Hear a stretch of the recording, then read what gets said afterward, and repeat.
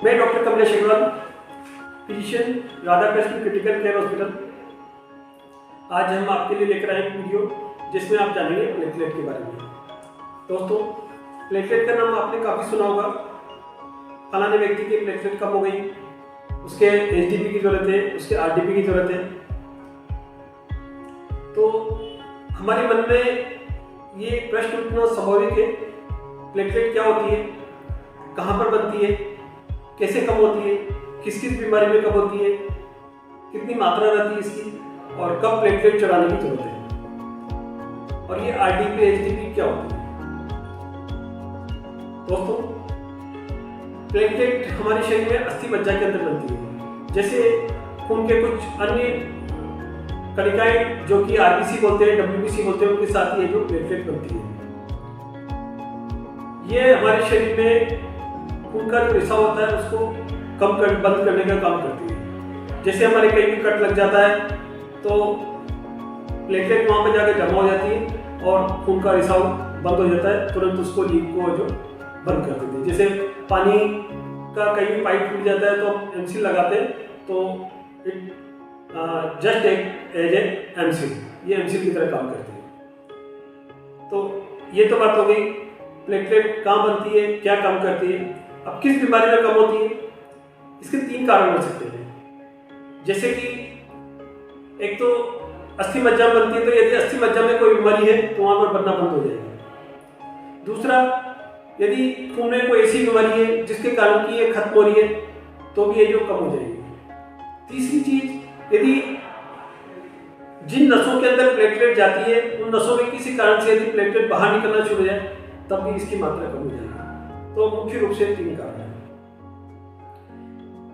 इसकी कितनी मात्रा होती है, हमारे शरीर में नॉर्मली 1.5 से 4 लाख तक होती है। यदि 1.5 लाख से कम होती है तो जनरली हम बोलते हैं कि प्लेटलेट कम हो रही है इसके। और यदि 1 लाख से कम होती है तो ज़्यादातर मरीज को उनको भर्ती की जरूरत पड़ती है।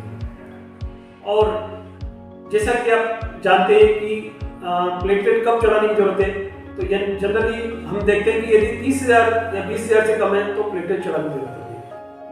डिपेंड करता है, यदि किसी के बाय द वे जैसे कि खून चालू हो गया, खून का रिसाव चालू हो गया, तो हम हो सकता है 30,000 40,000 पे भी हम प्लेटलेट चढ़ा सकते हैं। पर यदि सब कुछ ठीक है तो जनरली 20,000 से कम होती है तभी हम प्लेटलेट चढ़ाते हैं। अब हम देखते हैं किन किन बीमारियों में प्लेटलेट कम होती है। जैसा कि मैंने पहले बताया कि यदि अस्थि मज्जा में किसी कारण से प्लेटलेट यदि कम बनती है तो ये कम हो सकती है, जैसे कि एप्लास्टिक एनीमिया उसमें हो सकती है। दूसरा, प्लेटलेट किसी कारण से नष्ट हो रही है, इसमें एंटीबॉडी बन जाती है, जैसे कि इडियोपैथिक थ्रोम्बोसाइटोपेनिक पर्पुरा, तो उसके अंदर प्लेटलेट खत्म होने शुरू हो जाती है, तो भी प्लेटलेट कम हो जाएगी। तीसरा महत्वपूर्ण जो जनरली ज्यादातर देखते हैं, डेंगू बुखार। डेंगू बुखार में जनरली प्लेटलेट खत्म नहीं होती है, बल्कि ये जो खून की नसें रहती है उनके अंदर किसी कारण से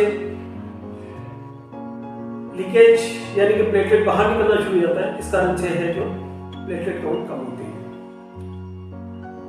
अब हम देखते हैं इसका क्या तरीका है, किस तरीके से अपन इसको जो प्लेटलेट काउंट कम होती है तो उसको अपन इम्प्रूव कर सकते हैं। तो जैसा कि मैंने बताया आपको कि प्लेटलेट चढ़ाने की जरूरत बहुत ज्यादा कम होती है तब जरूरत पड़ती है, यानी कि यदि अगर 20,000 से कम है तो भी प्लेटलेट चढ़ाने की जरूरत पड़ती है। इसका जो तरीका है अपने पास वो यही है कि यदि जैसे डेंगू बुखार है तो हमको उसमें हाइड्रेशन मेंटेन करना चाहिए, पानी ज़्यादा लेना चाहिए, प्रोटीन डाइट ज़्यादा लेना चाहिए, ऐसी डाइट जिससे कि अपनी इम्यूनिटी बढ़े, उस चीज़ का ध्यान रखना चाहिए। तो ही ऐसी कोई दवा नहीं है जिससे कि दी और प्लेटलेट बढ़ जाए। बहुत से लोग सोचते हैं कि भी इतने दिन दवाई हो गए, 5 दिन हो गए, 7 दिन हो गए, भर्ती हो गए, अभी तक प्लेटलेट नहीं बढ़ी।